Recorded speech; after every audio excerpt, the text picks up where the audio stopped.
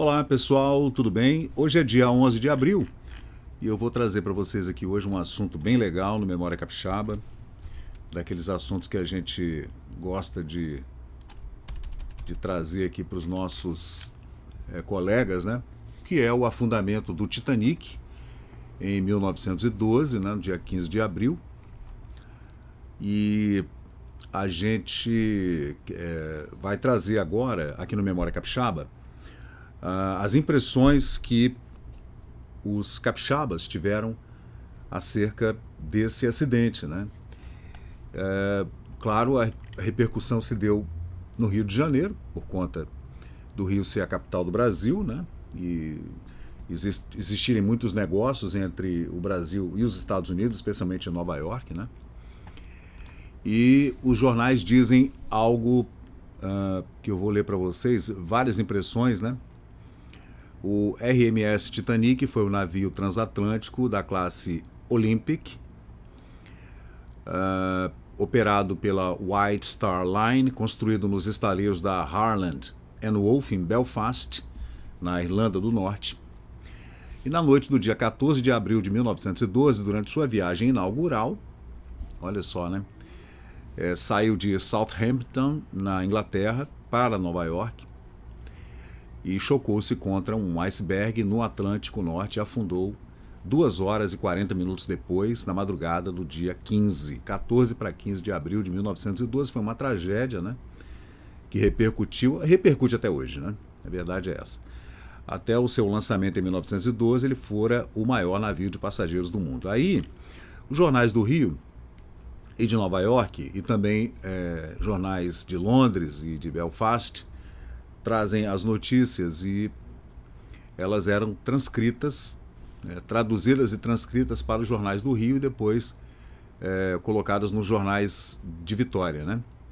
Nova York 19. Entrou o paquete Carpathia, que foi aquele primeiro navio que chegou para socorrer o Titanic, né, que partira em socorro do Titanic há dias sossobrado ao sul da Terra Nova, em frente ao Cabo Ross.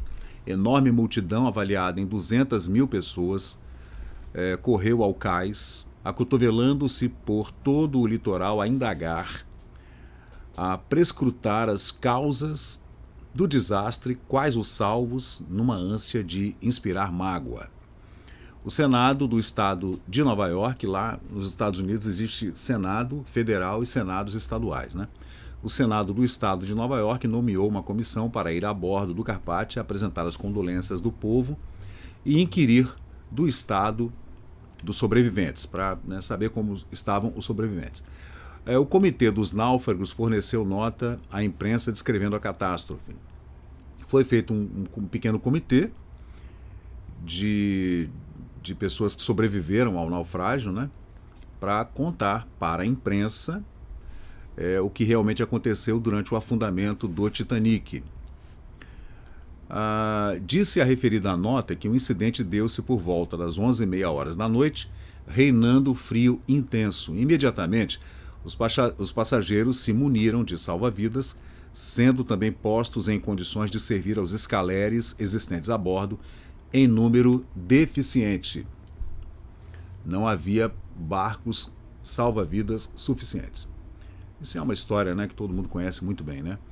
Radiografado o pedido de socorro, o primeiro SOS da história, à meia-noite chegava o Carpathia, que recebeu 745 náufragos tão somente, enquanto as 16 embarcações do navio procuravam comportar as restantes vítimas, conseguindo salvar apenas 950 pessoas, enquanto o navio que se afundava, os mais cruciantes gritos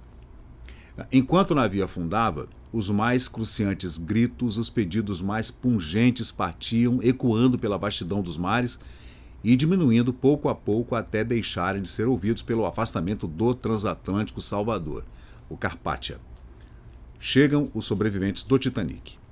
As providências tomadas e a consternação reinante em Nova York. A comissão encarregada pela Bolsa Comercial da cidade, seria a Bolsa de Valores da época, né, distribuiu aos náufragos trazidos pelo Carpathia $20 mil. Lembrando que em 1912, 20 mil dólares era uma pequena fortuna. Os náufragos que chegaram feridos foram conduzidos ao Hospital São Vicente em serviços especiais de ambulância preparadas para tal fim. O prefeito de Nova York providenciou no sentido de serem alojados condignamente os sobreviventes à medida que vão chegando, sendo indescritíveis o pesar que se nota em todas as fisionomias quando eles atravessam as ruas debaixo de sepulcral silêncio. Contam alguns que assistiram à catástrofe que o comandante, ao ver perdido seu belo navio, suicidou-se metendo uma bala de revólver na boca. O capitão Smith. Contam, mas na ocasião do desastre, o Titanic navegava em mar calmo, deslocando a 23 nós por hora. Eram 2 horas da madrugada quando, após violento choque com um iceberg, o transatlântico começou a sossobrar, levando no seu bojo para o seio do oceano 1.700 passageiros. A narrativa do desastre compunge os mais empedernidos corações. Nossa, português da época a gente tem que ter, né, cuidado. Dizem que quando se sentiu que o navio ia a pique, os náufragos se empurravam, apinhando-se nos porta-lós, na ânsia de tomarem as lanchas que, afinal, pejadas, eram empurradas para também não sossobrarem. Armas eram sacadas e ameaçadoras, desrespeitosas, eram vistas aos centos.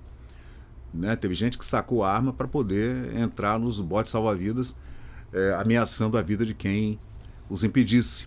A confusão era horrível, gritos, crises nervosas, choro de crianças a buscarem inutilmente seus pais, tudo concorria para aumentar o horror daquela noite tétrica, apavorante, como as demais cenas dantescas que se viram no Titanic durante o seu afundamento.